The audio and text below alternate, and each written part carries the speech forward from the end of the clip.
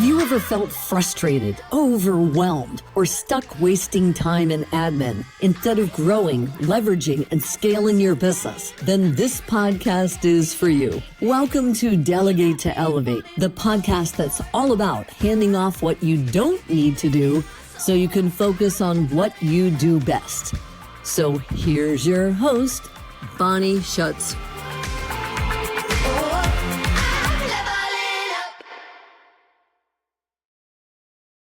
Hello, everyone. I am Bonnie Schutz, the host of Delegate to Elevate, Get Done. Welcome back to the really big show. I'm excited to have a guest today that I saw on a LinkedIn Live of a colleague of mine who I highly admire, a former guest of the show, which I will name later or put in the notes because today is her day, this guest day to shine. So I want you to meet Tonisha Stalnaker, who is the CEO and lead systems strategist of SVS. She is the proud wife of a dedicated law officer and mother of two wonderful daughters, Rhea and Gabrielle. And did I even say her name right? I don't know. Is it Rhea, did you say? Yeah, I'm a woman of a certain age. Yeah. All right, let me get back into that. So, when not spending time with her family, those two beautiful daughters and that awesome hubby who thank you for his service. Uh, she is a dance fitness instructor, horror movie buff, and dog mom. Love that about you. Having worked in corporate America for 10 years in healthcare and IT recruiting, Tanisha found that her superpower was the ability to identify challenges and find solutions to produce results. Years of operational excellence made Tanisha the go to person in most of her roles. She wanted to utilize her strengths to serve other business owners. And SVS was founded with that goal in mind. Tanisha loves being supported by a fantastic team of women from all around the globe. And collectively, they partner with aligned clients that make SVS mission and vision come to life. So aside from all my little flub ups in my intro, welcome, Tanisha. I appreciate you coming on today. Thank you so much. I'm glad to be here. Absolutely. I, messed that up a bit. So why don't you give me a little bit more of your version of who you are, where you've been, and what you do today? Well, I can't promise that I won't have some flubs myself, so we're going to be Well, keeping God it. bless you. We get each other. Well, let's see what's not in there. I actually had to quit dance fitness, and so now I'm a strength, like just group fitness instructor for strength training because I'm old and my joints are old. So Love there's it. that. But I'm in the Hampton Roads area. I've pretty much been born and raised here my whole life, and this was not what I thought I was going to do when I grew up, and I'm still trying to figure out if I've hit the grown-up stage yet. You never But do. you know, I love what I do. I love the team that I have because it's just what's natural to me. Personally and professionally, people come to me with their problems and challenges. And so my friends and clients alike have gotten me some chaos coordinator gifts and given me that nickname. And I wear it proudly just because I tend to, be really good at it for other people. Yeah, right. Not We'll myself. talk more about that because I can relate to that. I love But, that. we specialize in all things back end technical support. So systems, integration, automation, courses, web design, SEO. If it involves buttons, code, or, things like that, that's our specialty. I love it. Kindergarten it up for me. If you can play with the buttons on it and it does something and something shiny pops up at me, you've got us. I love that. So you marry very well with what I do in my professional services world because we need so many people like you to help amp us up a little bit. So that's great. And I love that duality between us because it is a nice merriment of services and ideas for people looking to build and outsource things in their business. There may be more than one person that works beautifully together. So you mentioned a team and it's global. So like, how does that work? Who do you have on this team? So I have, let's see, I always have to think before I start listing out locations. So currently we have Texas, California, We just had Canada. Let's see. It was Pakistan, but now slightly different location. Cape Town, South Africa. Mauritius, which is off the coast of Africa. Okay. And in the past, we've had, let's see, Eastern Europe, um, the Philippines, um, and Panama. Wow. So Bam. I love the worldwide. it Doesn't wasn't Mr. it wasn't planned, but when I first started to hire, Why did I um, think of Pitbull, Mr. Worldwide? You're Mrs. Worldwide. I love it. no, initially it wasn't. Well, none of this was planned, if I'm being super honest. But Sure. when I first started to look into needing more help, the first person that I met, it was super. Just it was a co-working thing, and I realized we clicked. Yeah. He was in Canada, and so it just kind of felt natural. So I never really put any parameters on where the person was in the world, as long as they could do the work. Love it. Mic drop. I love that. Let's remember that for my socials. Thank God we take notes. No, that's great. And I love that you're open to using and utilizing people all around the world. Is that easier for your type of business? Because I know it's a slightly difficult for mine because we're kind of like the 9 to 5ers.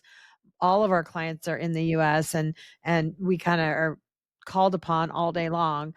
Is it easier with your tech type business because it doesn't have to be all this interaction like this right now, like we're doing? Is that what makes it easier to use worldwide people? I set the expectation that they should be available to communicate between 9 and 5 Eastern. Oh, okay. That's where I am. Yep. Yep. So I based it off of the time zone of the company. Okay. And most of our clients are in the US. We've had some Canadian clients. I think the hardest it's been was we had somebody in Hawaii, and the Okay. person Yeah. before her was in Cape Town. And so, it Mm, was Hawaii was 6 hours behind me. Cape Town is yeah. at the time 5 or 6 hours ahead of me. And so they were 12 hours apart. And then I'm like, I don't even need to be in the meeting. Just take me out of it. You guys Right. figure it out. If there's like 10 minutes out of the day that you guys are both awake at the same time, good luck. Go Um, for it. but for that particular need, thankfully that they didn't need a whole lot of touch. But most of our clients, we set the expectation that we're probably heavily available in the beginning while they're building that rapport. We set standard meetings. We're not super meeting heavy Yeah. intentionally. I'm like, any client Yeah. that's like, let's talk every day. I'm like, absolutely not. We don't want No. to do every 2 weeks, maybe every week if we're doing like launch stuff or whatever. But otherwise, it's every 2 weeks. And so, because of that, there's very little surprise meetings. And then we Right. have some communication tools that make it easy. So, most of the clients appreciate it because most of the team is actually ahead of us. So that when they wake up, it's like, Voila. oh, here's the thing we talked about yesterday morning. Here it is, for you. So they end up appreciating it very Sure. quickly because they realize that, yes, they're communicating and they're responsive. And I have some standards of what that means for us internally of how quickly we should be able to get back to someone. I don't ever set the expectation that we're just bots sitting here to Yeah. answer every 2 seconds or less. And so because I set that expectation up front, it's made it really helpful for everybody to Good. be on the same page. Yeah, it's super important to set those expectations upon client kickoff that this person is, 18 time zones away from you. You may have something the next day and they're not going to respond to you when it's, 3 in the morning their time, obviously. But I mean, have you ever ran into any clients that just were like, well, I haven't heard from them? Well, like that just couldn't get the concept? Yes, but in most cases, they were reaching out after hours, like after. Mm, And so sometimes I have to even warn the team, like, be very careful when you respond. I yeah. really prefer the communication be between 9 and 5. Yeah. Because once we start making it obvious that, like, I'm awake and, everybody else is awake. And I learned this even when it was just myself. Sure. Would reach out at 11 and I'm sitting there. So I just answered them. And so it set this tone that I was awake 24 hours a day. Yeah, no. And had to really work to scale that back. And so Yeah, that's good. sometimes if it's not the team member, it's me. And so every channel we have, I'm in all of them. So sometimes it's me kind of saying, "Hey, just so it's 5:30. We're closed." Good for you. I'm glad you support them like that. Good job. High five over But the airwaves. first, a lot of them will be awake there at 3 o'clock in the morning, and they will Right. respond. And so I'm like, if you want to respond, respond to me, and I'll decide if it's important enough that we need to I keep love that.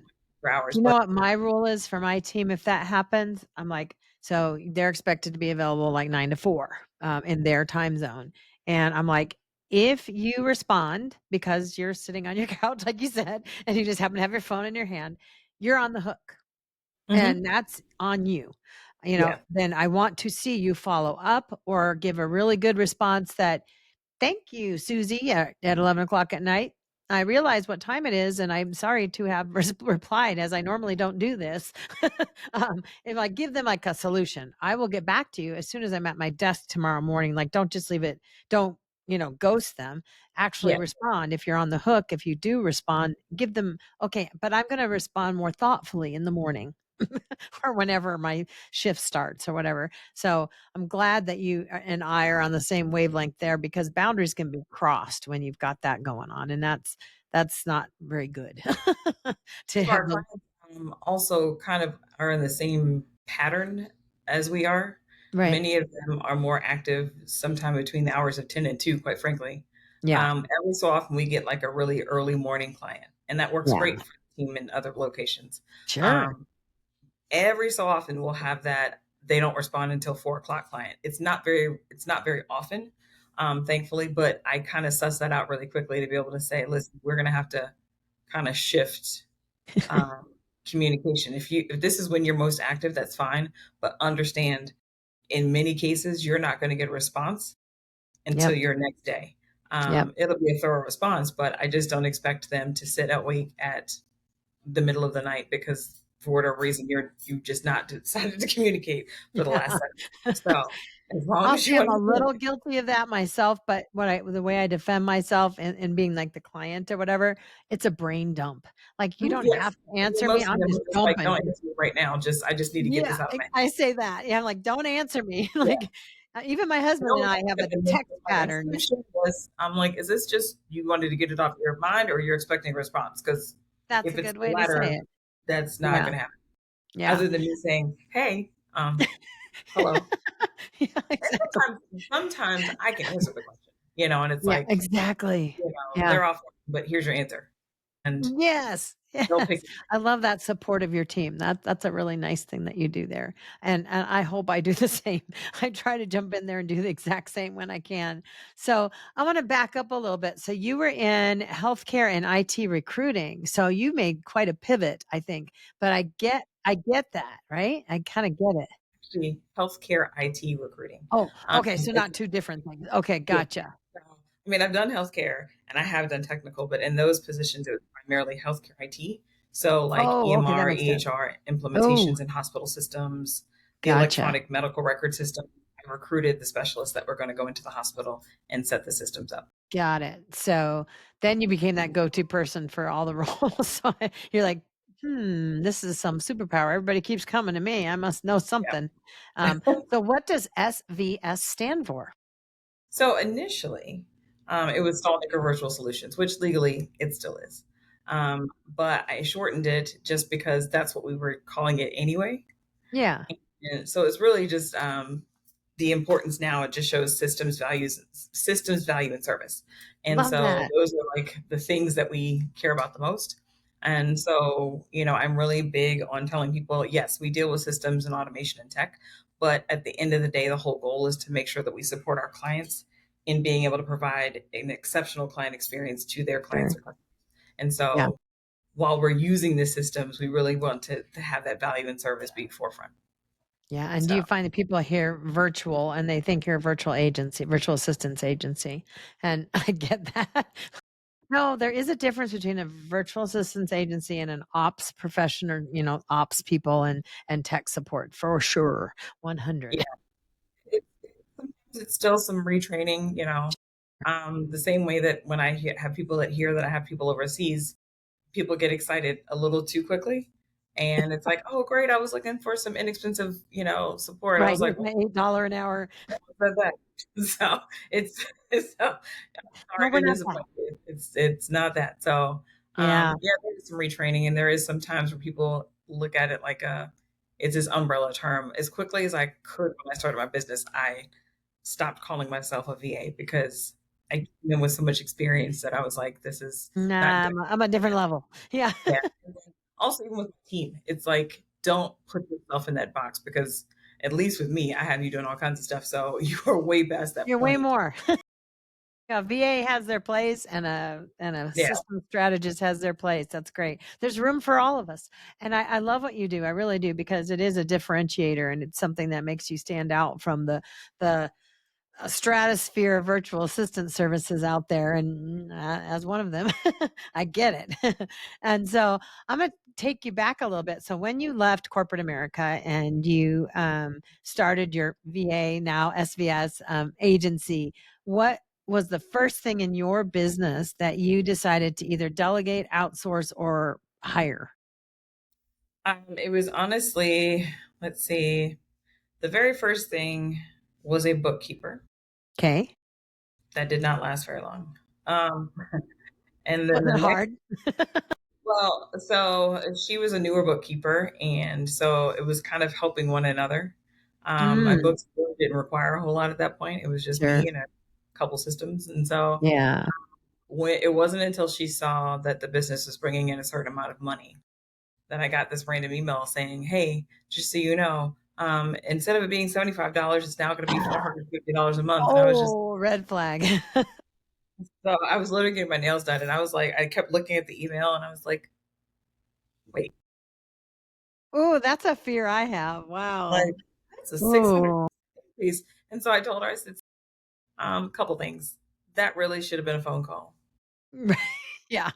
Don't break and up with me on text. you don't literally send somebody a 600% increase in an email, and we don't even talk every month. So I've not heard from you Mm, since starting. I just get an email at the end of the month with everything reconciled. So we don't have that relationship. I said also, what is the 600% increase in services that I'm going to get from you? None. The yeah, I only want a thing 600% I was increase like, in the only service. thing happening is I'm making more money. Nothing else has changed. I'm charging more, therefore I'm bringing more in. And so I was like, Wow. so yeah, we're not a good fit. But the next the next one that worked out Good. better is really what was the spark of potentially being the agency that I fought for a good year. But it was when I met the person in that co-working space, and I was doing a lot of Kajabi work at the time, and I was at a point where I was like, one more client coming in, and I'm suddenly going to be drowning. And when I realized she did a lot of the same things, I was like, "Do you want to work together? Like, can we share some of this?" And she was like, "Yes." I was like, "Every client that Oh, is coming potentially," I was like, "This is what they need. How much would you charge me to take this?" And she told me the amount. I built it into the package, and I was like, here's your money. Here's the client. I'm going to work over here. You work over here. And that was the first time. But there were some times that we worked on a client together where it's like, all right, you'll work on the design, I'll work on everything else, or vice versa. And so that was the first time that I decided to trust someone else yeah. to touch the business and help take care of the baby. Yes, But exactly. yeah, once the band-aid was ripped off the first time, it's gotten much easier Oh, each good. time. So we're if You've built anything, your delegation muscles. yeah, I love that. delegate if anything now. You're a delegation queen. Yeah, That's all right. who can do this? Anyone? Right, right. Anyone in the team? Yeah, I use the example like, oh gosh, I got to do this again. But wait, I have a team of 35 VAs. I have $100. Hey, who wants to make $100 today? Who wants to do this? I'm throwing money at you. Are you going to catch it or are you going to duck? That pretty is the much. beauty of having a team. Yes. If it's something that usually you do, but you're just not feeling it that day, somebody will want to do it. I swear, when you have a team, it's great. I love that I don't love it, but I love that you were able to identify these red flags immediately with somebody you outsourced to and learn from it. So now I bet when you brought on your next bookkeeper, if you did, that you were asking some massive questions. Are you going to increase my contract in a month? Can we have a 1-year set fee or whatever, Did you do that the second time, or if you have another bookkeeper now? Um, I, I don't right this second, You but I'm don't. working Okay. But you will. because of that experience. When it comes to anything, especially financial, um, I do take a longer time to decide. I do vet them a lot stronger. I probably vet them stronger than even when I'm hiring team members, Yeah. just Oh, that's because your money. that's an area that I don't specialize in. And Right. so I want to make sure that if I'm going to invest in somebody, if I'm going to pay you to manage my money, then I need to have somebody who's also looking 10 steps ahead and is almost has my brain when it comes to strategy and operations. I Yeah. need with that same brain when it comes to finances. And so Oh, yeah, I spend some exactly. time really trying to suss that out to see, is this the person? Because I've had a That's couple of good. visits, and it's like, well, there goes another one. Yep. No, and So, nothing wrong with that. It's like dating. It's like some yeah. relationships work, and then when they bomb out, you're gonna be real hesitant to get back into that relationship, and that's just something natural with delegation as a whole. If somebody's delegating to you to help them, it's gonna take a while in that honeymoon period to see if you're gonna work well together. And there's nothing wrong with experimenting for a little bit and realizing, just really digging deep and talking about it, like, it might be mutual. Like, we both don't feel like this is going to work out, and that happens from the provider side as well as the client side. Like, sometimes we just don't work with clients that we feel like we're going to be a good match for, but being able to have the power to say it. Are you good at that? If you can, you are. Okay. It's built into my way, my, I guess, framework and how I work with clients. Yes, we have a sales call. I call it a fit call. I'm very intentional in saying that when I talk to them, because I'm like, I it's love called that. that reason. I want to see, at least in this first 20 minutes, do I even like you? Yeah, that's Like me? important. If I already get the hairs on the back of my neck when we're talking, we're not going to go any further than this. It's going to stop here. I love And that. so then the next step is an audit. It's paid. It's 90 minutes. Um, Now we get to dig a little deeper. I get to see how they communicate when they're kind of nudged and pushed to give information, Yeah. when they're in kind of some like places that might be a little sticky for them, because now I'm looking in their business, and Right. now it's like, oh, I thought this worked and now it doesn't work, and now she can see it. And so I want to see how they react in that, because I've had people get a little defensive, which is a flag for me. I'm like, if you're defensive now, you're going to be defensive when the team gets in and tells you this is set up completely wrong. Right. Um, and it typically is because they did it themselves. Some people are like, I did it myself, I probably screwed it all up. And other ones are Guilty. like, I did it Yeah. myself and there's no way anything can be wrong because I'm a genius. And so, Sure. um, I've had tears.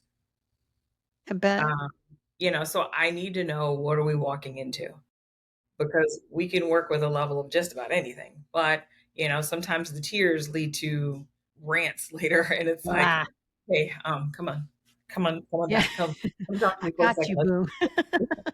Come over here. Leave the team alone. Don't respond to them. Look, just come back. We're gonna I was like, I'm work. already a mother of 2 daughters.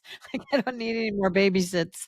Uh, but if that's who you like to work with and you found that you're good with those kind of people, then more power to you. The funny thing is, those clients end up being a lot of times my one-to-one clients, because Okay, because they need that that way therapy you can give them. I was like, so then basically it's like systems and therapy mixed together. But I Yeah, don't want them on my team. Most of them, that's not what they're there for. And right. so when you happen to There's a see it, difference between having them on the team or having them as a client. Yeah, yeah. yeah. So, Not a good team member. I'll just put my 2 cents well, in on that one. not a for the team either. So, because Yeah. whenever they do get the tears, the team is like, Tanisha, could you come here, please? So, like just come on Oh back. gosh, yeah. So, where do you see your business going in the next few years, or what's your long-term goal? Long term, I definitely would like to expand the team, but I also, of course, want to expand the client base. But at the end of the day, I would love to be able to hire somebody that's essentially a me to Sure. replace me, not because I'm leaving, but just so I can focus on some more individual things. I want to get into more speaking opportunities and traveling and doing Yes. that. And so I Yeah. don't want the team to be left waiting for me to finish. Right. Like, Work. I'm dead in the water because Bonnie's not around. Like, no, you Yeah. can do this. Yeah. Yeah, I mean, honestly, for the most part, it's literally just small things that they need me for, like payroll and access to certain things. But otherwise, they function just fine, even if I do Good. just for a couple of days. So sometimes I might be offline and not even say anything, and they don't even notice because they're kind of They're still so busy. just pushing right along. So That's good because then they get to that point where they can just say WWTD, what would Tanisha do? And they yeah, already know that because you've already conveyed it enough that that's the kind of people you like to have on your team, and you have that trust. And they can stop for a minute without bothering me and think, what would Bonnie say? What would Bonnie do? I got this. Let's empower our teams to do these things, right? Without us, so that I can take my 1 month sabbatical in October. Can't wait. We'll see how that goes. Wish me luck. No, I love that. So what I like to ask the guests to share for people listening who maybe are a little hesitant about delegating or who haven't delegated yet or just don't know where to begin or how to feel about it, any of those things to choose from. What are a couple, I call them golden nuggets or tips or tricks that you can give them to make it feel a little easier? And like with your bookkeeping story, like, how do you motivate them to go ahead and try somebody else? Whatever. I'm giving you lots of options, but maybe think for a second if you need it and give me a couple of golden nuggets that they can have as takeaways today. So I would say, and what I tell clients, especially when now they want to hire an assistant or something like that, one, start small. Sometimes a lot of people think that you just need to be able to pay a full salary and you haven't even found the person or defined what you need yet. Right. But, and I was guilty of that when I actually started to grow the team. I was bringing people in and I was very honest. I'm like, one of my first interviews, and she was with me for a couple of years. She was like, hey, nice to meet you. And I was like, she's like, what kind of support do you need? And I was like, I know, I don't. And she just bust out laughing. And Just she was help like, me. she's like, I like you already. I was like, I genuinely can't tell you what it is I need today. I just need to know what you can do so I know where to go to ask for something. And so I was like, I know that we're getting busy enough. And I've always tried to hire before we absolutely need it. Oh, yes. Like I noticed Good some idea. trends this time of year, typically it's about to pick up. Let me go ahead and hire a couple people, knowing that some of them aren't going to make it. And so this way we're ready when things pick up. Yeah. So with That's her, smart. that specific day, I think I had a couple of interviews with people who I could tell were nervous. One lady was a little in a blazer. I was like, we were working remotely. Like, what are you doing? Where's your Being sweat? being that I was a corporate recruiter, it felt very corporate. And I was like, that's not how my business is set up. Not that we're not structured, but it's just not meant to be stuffy in any kind of way. We're women and human and moms and wives and girlfriends Yeah. or whatever. Um, so when I got to her, I was already just over it. But she everybody that I hired for that first year, I started them the same way. I was like, I can't give you a specific job description. I can say if you're a systems person, it's going to be systems related. If you're an automation person, it's going to be that. If you have experience in blended things, it's going to be a touch of those things. But I hired everybody at 5 hours a month. All right. That's a good. It's 5 hours. I was like, it's $100 of money, and I wasted $100 a month and less. So I was like, we're going to start it out with five hours, and all of them said the same thing. And within typically a week or two, it was like a new client would come, and it's like, all right, let's talk about this. And here you go. And so I used to joke, it was like, if I hire it, it'll come. And so slow down now. Or some of us, if I hire it, where the hell did everybody go? Yeah, so I just like look at start small, because sometimes you don't know the help that you need. Sure. Just like I've met a lot of people that have assistants. I tried it with two different team members. I tried one who was like once a week we would talk and she'd be like, what do you need to work on? And I'm like, because I'm very self-sufficient in a lot of things, I didn't really need her to do much. So I was like, how about we just have you do client work? Because I think I'm a terrible client for you. And so, sorry, my dog is. Dogs are dog. We love dogs. Then the next team member that was to assist me was in a slightly different way, where it's like, if I need something, it's really because I'm trying to get something automated to take it off my plate. So that was her focus. And that was better than me trying to have like an EA or an admin assistant, because the business doesn't have a whole lot of Yeah. But being able to identify what it is you do and don't need is also really important. And then the last thing I would say is, if you absolutely just know that you need to get some things off of your plate, look at the things that cost you the most. Meaning, the time I spend trying to do my own bookkeeping, I end up losing money, not just because I'm not a bookkeeper, and it's not because I can't do it. I just want to make sure I'm doing it. So I'm spending way more time than the average trained bookkeeper is going to do to get this thing. It's not a good use of my time, because I could be selling business and making money. When I have clients that are like, hey, I want to set up my CRM, I'm going to try it myself. And if I can't do it, I'll bring it to you. And I'm very honest with them. I was like, you can do that, but make sure that if it's going to take you 3 weeks to try to figure it out, for you to just turn around and bring it to me after you've broken it, I'm going to cost you a lot of money because I'm going to take me a lot of time to Yep. fix I your was like, mess. you've now wasted time that you could have been focusing on your genius. And I'm going to charge you more because now I have to go back and undo what you just did. So just Yeah, as that's a long as whole you're different aware, service. as long as you're Yeah, aware of that, it's fine with me. I'll see you in a couple weeks. I'm But upfront. I'm going to tell you the real fact. no, but those are the things that I always remind people when it comes to delegation. It's okay to be a little nervous. It's okay to be a little bit apprehensive. But that 5-hour rule has helped me. It helps a lot of people to where it makes it so palatable because it's like it's a I finite like amount of that. money. Yeah. And You can you know, budget for it. You know it's coming. You know you've yes, got them up to 5 hours each. yep. I like And that. That's a so, beautiful model. you're both on the same page. Sure. And if they're more experienced and like, oh, I'm not going to do that, then move on to the next person.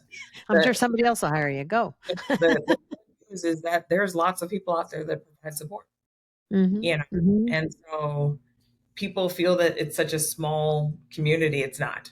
There are always people out there willing to help in There the way is. that you need to get the help in the pay Always. structure that you need to work in.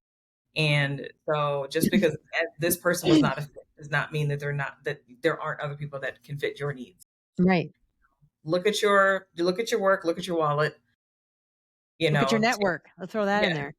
Right? Because that's take how a I moment to found do you. that. So, Yeah. those are my tips when it comes to delegation.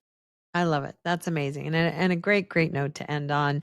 I want to thank you so much for being here today. I appreciate you taking your expensive time to be with me. I love it. And it's worth it. I mean, it really will be, people, because I think if you check her out, when I'll put all her links and everything down below or on the side, wherever they show up on on the podcast channels. And so I want you to check her out, see if she can help you out, because I think she can. I highly recommend her, and I've never even worked with her. So, hey, if my word means anything to my lovely listeners, then hey, give it a shot. Maybe she'll even give you 5 hours. Who knows? That seems like the golden 5. I like that. It's like, well, anyway, have a great day, Tonisha. I appreciate you more than you know, and I appreciate you being here today so much. Go take care of that dog. No, I'm just kidding. Can I pet that dog? Love it. I've actually had a dog appear on the show before. We both held up dogs that day. It was super cute. So Well, he's 130 pounds. you're not going to hold him on your lap. Well, he's jumped in my lap before, so Oh, how thankfully he didn't with me cute. today. Oh my goodness. Awesome. Awesome.